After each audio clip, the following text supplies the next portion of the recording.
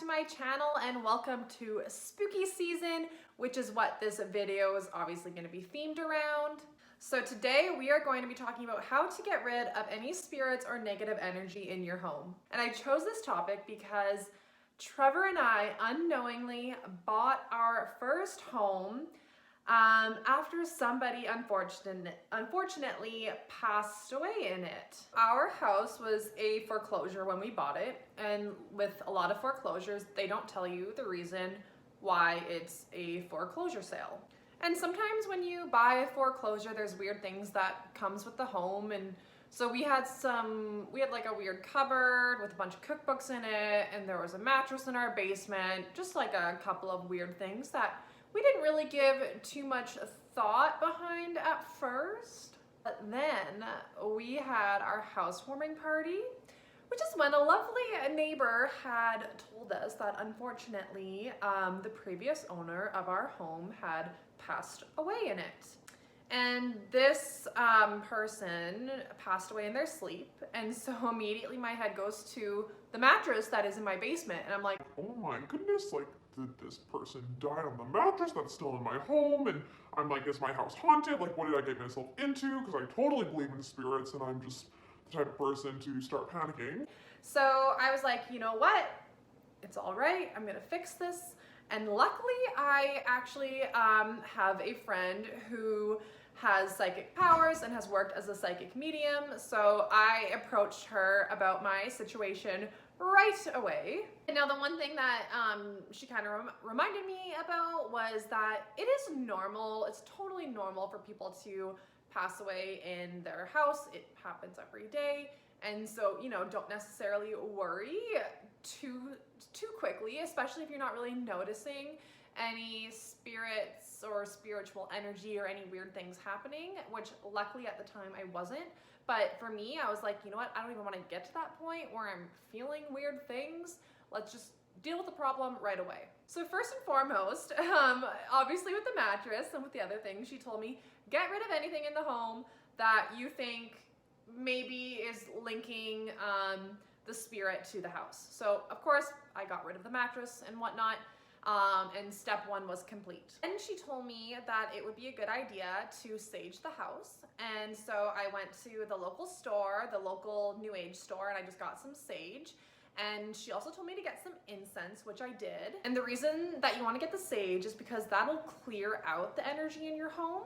But you also want the incense because incense brings good energy into your home, whereas the sage gets rid of all energy, which would be bad energy, stagnant energy, and good energy. So you kind of need both. You would do the saging first to get rid of all the energy, and then you would do you would burn incense afterwards just to bring that positive energy back to your home. So I got rid of any belongings that I thought might, you know, attach the spirit to my home, and I was ready to move forward with the next step, which was saging my house. And there actually is a right and a wrong way to do it. So we're gonna go over the right way to sage your home. So first and foremost, when you're saging your home, it's a good idea just to make a note of any special areas of concern, especially, you know, if you feel like there might be, you know, something happening in a particular part of the house. A lot of people will report, you know, footsteps in the same area, or, you know, if like me, I kind of had a general idea of where this person might have passed away, which I thought was the master bedroom, which is where I was sleeping.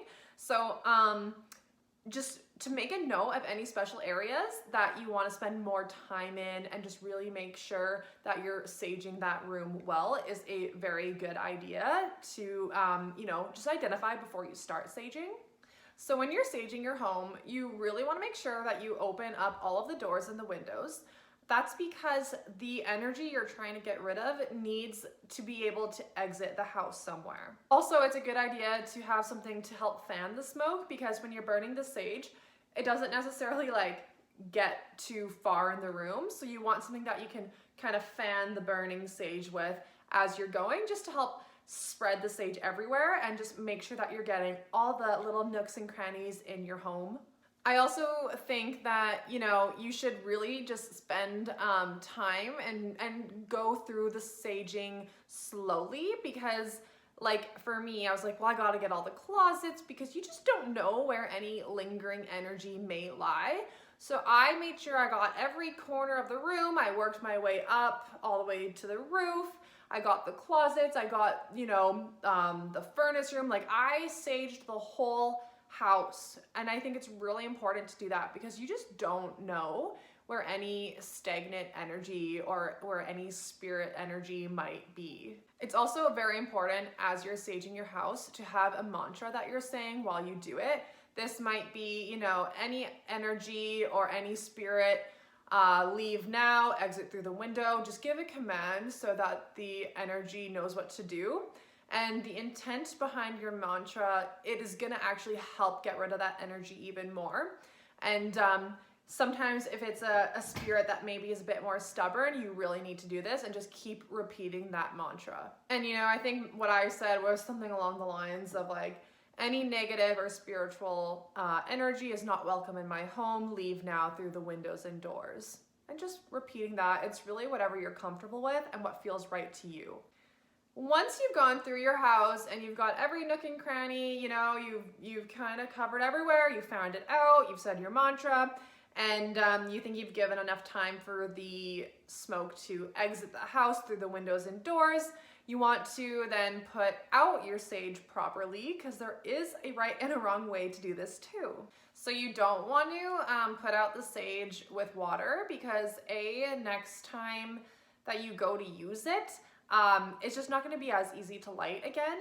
And secondly, water is just a good it's an element that helps spiritual energy flow, and you want something a bit more grounding. So what you want to use is like a pot of dirt to just put out that sage in. And then it's also a really good idea just to say like a closing mantra, just, ensuring that all spiritual energy is out of the home and only positive energy is welcome. And then this might also be when you light your incense. And you can say a couple different phrases if you want over and over. It's really up to you what you say. And again, it's whatever feels best to you. And for me, I just took the incense and I again, brought it all throughout my home, fanned it out, just to bring back that positive energy that I really wanted. Now, there are other ways, obviously, to get rid of energies in your home or any spirits, but I just think that sage is one of the, best known ones, and it's been used in lots of different cultures all over the world, and so it's the one I recommend. I did this saging ritual, and I didn't feel like I had any issues in my home afterwards, and I still sage my house about once a year, just to give it like a refresh, and they say that you should honestly even do it like once a week, but that's a lot. But it is a good idea for anyone to do at any time, even if you don't have any negative or spiritual ghostly energies in your house. Oh, one extra little tip that I wanted to give you guys is just if you have an older home and you start doing renovations and then you start noticing some spiritual weirdness, that is, it happens quite often. This is pretty normal with renovations. For some reason, it can just kickstart any spiritual energy that might be lingering in your house. It can upset spirits maybe that were a bit quieter in the past and so you didn't notice them just because you are changing their home and they are attached to it. So it's a very good idea to pay attention if you are renovating an older home. Just look out for any signs of any spiritual activity and then follow my advice in this video to get rid of it.